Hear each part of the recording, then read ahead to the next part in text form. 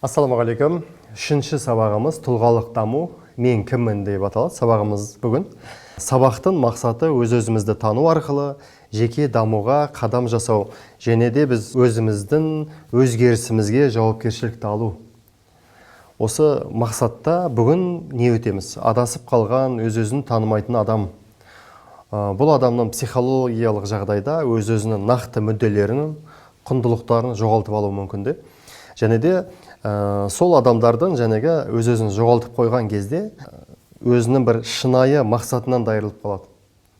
Өзін басқа адамдардың алдында құнсыздандыра бастаған кезде ол өзінің бір шынайы мақсатынан айырылып қалады. И сол адамдарға орысша бір сөз бар да, покаяние деп аталады. Тәпсіріне келетін болсақ, пока я не я. Мен өзім болмайынша мен мына сіздің ойлап тұрған екінші адамда болмаймын. То есть, ең бірінші сіз кім болу керексіз? Ең бірінші сіз өзіңіз болу керексіз. Кәсіпте, бизнесте, қоғамда, немесе отбасылық өмірде, жалпы тұлғалық өмірде дамығыңыз келетін болса, ол үш жолдан тұрады. Ең бірінші жол, ол өз-өзін табу. Екіншісі өз-өзін сәйкестендіру. Өз-өзімізді біз есептей алатын деңгейге жету үшін ең бірінші өз-өзіміз тану керекпіз. Танығаннан кейін барып есептейміз. Есептегеннен кейін барып дамытамыз. Үшінші жол өз-өзімізді дамыту. Сол үшін де ең бірінші өз-өзіміздің А нүктемізге назар аударамыз.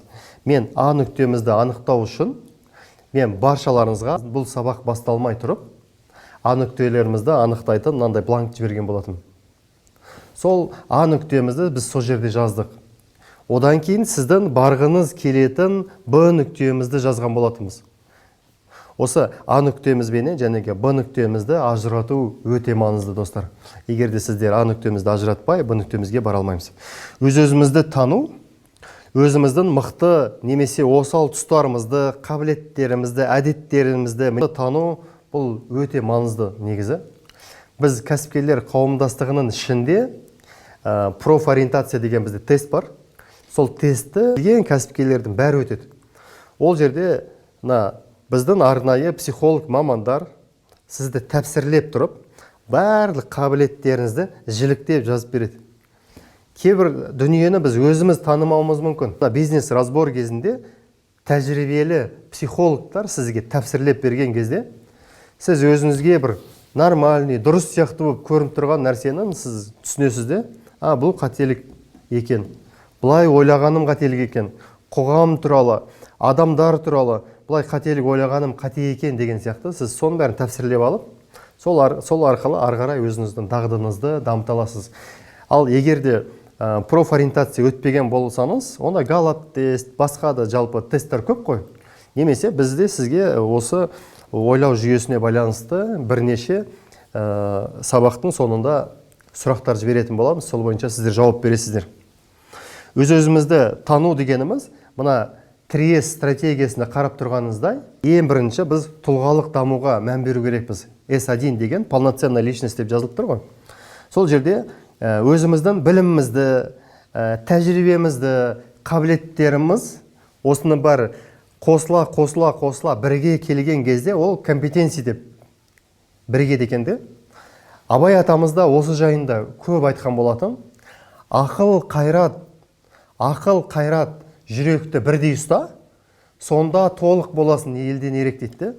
Сонда ғана сен тұлға боласың деп жатыр да. Абай атамыз осы жайында айтып кеткен екен. Қайрат дегеніміз ол энергия. Энергиямыз біздің тасып тұру үшін біз не істеуіміз керекпіз?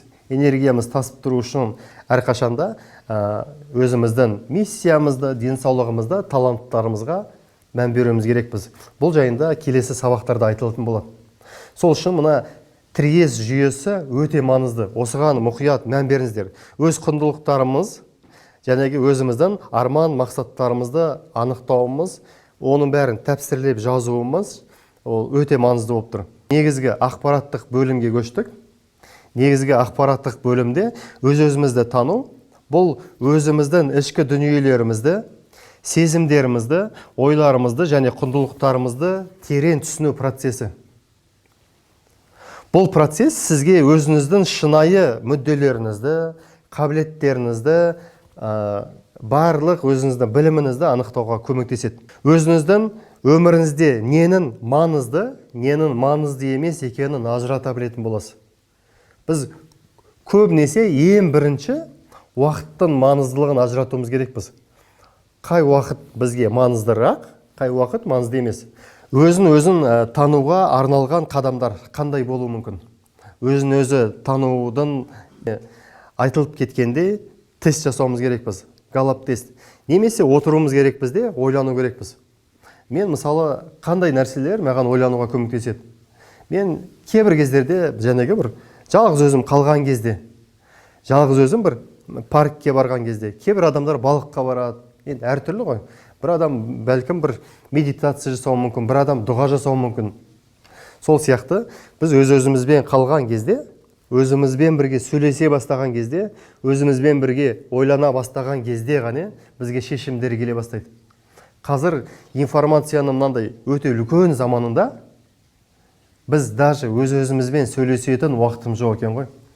Өзімізге отырып, мәке, не істеп жүрсің, қайдан келдің, қайда кетіп барасың, қайда барасың деген сияқты өзімізге шынайы сұрақ қойып, сол сұраққа шынайы жауап беретін болсақ, онда сіз дәл қазір өзіңіздің тұрған нүктеңізді анықтап алады екенсіз.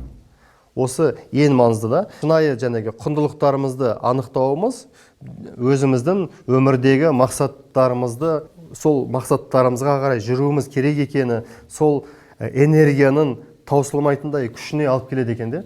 Шынайы сіздің нақты мақсатыңыз болса, өмірде қойылған, онда сіз нақты жетесіз. Сіздерге тапсырма, сіздерге мынандай анкета берілетін болады. Сұрақтармен сол сұрақтарға шынайы түрде жауап бересіздер. Кейбіреулеріңізге алдын ала бергенмін, немесе мына жерде А нүктеңіз сіздің, және де бару керек Б нүктеңіз. Өзіңіздің ішіңізден. Басқа адамдардың навязывать еткені емес, куратордың айтқаны емес, нақты сіздің шынайы өзіңіздің тұрған А нүктеңізді өзіңіз, жалғыз өзіңіз қалып жазасыз. Және де барғыңыз келетін Б нүктесін, осының екеуін нақты үй тапсырмасы ретінде сіздерге бергелі отырмын. Осы екеуін нақтылап жазып шықсаңыз, онда уже өміріңізде бір айқындықтар пайда бола бастайды. Бір мақсаттар пайда бола бастайды. Сол мақсат пайда болған кезде сіздің өміріңізге энергия келеді. Алла тағала берекетін берсін. Келесі сабақта кездескенше.